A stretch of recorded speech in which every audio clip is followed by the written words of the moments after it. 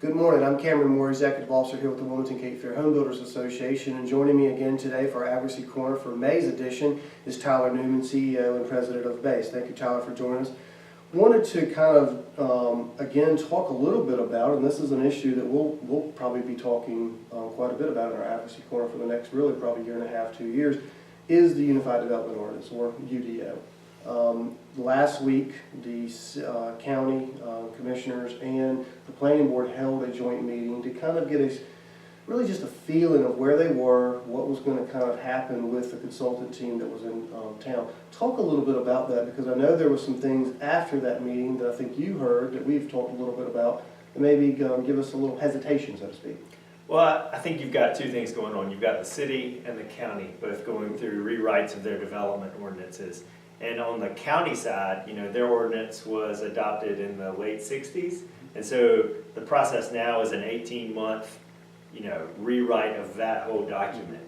And the interesting thing is that the consultant is the same for the city and the county. Which is a good thing. That's right. And they said they're going to try to match, definitions, make them kind of the same. And some of the zoning districts make them the same, and the processes make them the same. So the ease of doing business in the city and the county, or the consistency, should be there when we get to the end of this process.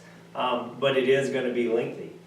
When you've got a comprehensive plan and a new zoning ordinance and all these different subdivision regulations, and trying to bake those into a new thing that's going to pretty much rule the land for the next 30 years, it's something that we as an industry, home builders, realtors, everybody needs to pay attention to, the business community, and it's something that we're really engaged in. I think that the county commissioners and the planning board have given a really clear path forward. So it's going to be incumbent on us to participate in that process and provide some feedback, so that what gets passed is something that we can all live with. Sure. I know you've already set up a stakeholder group through BASE that obviously will be a part of that. And I think it's intriguing. One thing you touched on there was county-city line.